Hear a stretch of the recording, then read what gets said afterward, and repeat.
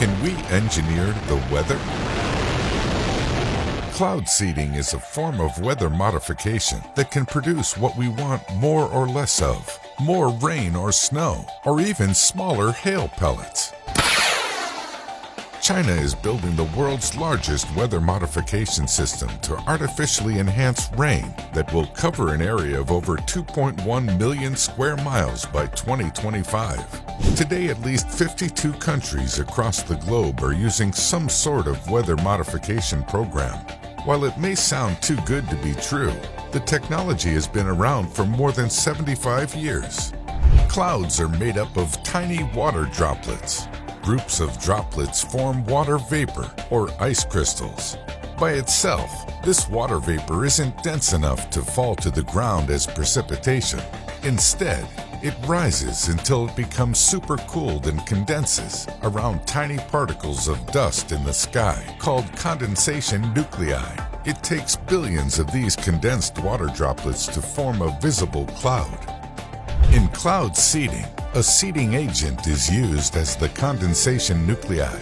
Typical seeding agents are chemicals such as silver iodide, potassium iodide, or solid carbon dioxide. These are shot into clouds by rockets or sprayed into clouds using drones or aircraft. Unattached supercooled water vapor molecules in the clouds condense around these particles. The condensed water vapor droplets then group together, becoming larger and heavier. This process continues until the droplets are large enough to fall as rain. Recently, the UAE created artificial rain using drones. These drones targeted certain clouds with electrical discharges through concentrated lasers to force water droplets to pool in the air, triggering the desired rainfall. Today, the largest cloud seeding system in the world is found in China. China creates 55 billion tons of artificial rain a year. Other countries are also looking to ramp up cloud seeding efforts in the hope of increasing precipitation. Thailand has an ambitious aim to remove water shortages in 98% of the country's drought-affected areas by 2037. The idea behind cloud seeding is to create rain in regions that are most affected by droughts, thus reducing the impact of droughts. In 2015, cloud seeding increased the local rainfall in Texas by about 34%. The technology can also be used to manage hail. According to an estimate, hailstorms in the U.S. cause an average of $15 billion in damage to homes, cars, and crops each year. Cloud seeding increases the number of ice pellets in hail-producing clouds, but decreases the size of each pellet. This can reduce the damage caused by hail.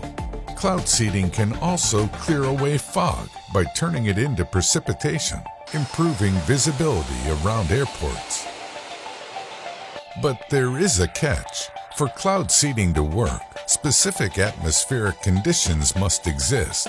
Cloud seeding can't create clouds. It can only add particles to clouds which interact with the water vapor already present in the air.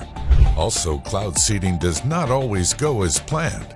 In 2009, China performed cloud seeding in an attempt to end a drought, resulting in a temperature drop and a snowstorm that closed roads around Beijing. There are also concerns about unwanted ecological changes. Rain in one area might bring drought to another, which could lead to ecological imbalances. After all, water that falls from the sky must go somewhere. If that extra precipitation falls in a place where it cannot be absorbed into the ground, then it could trigger flooding. Today, water shortages and floods affect every continent. Around 1.2 billion people, or almost 1/5 of the world's population, live in water-scarce areas. Another 500 million people face intermittent scarcity, and around 1.47 billion are directly exposed to the risk of intense flooding.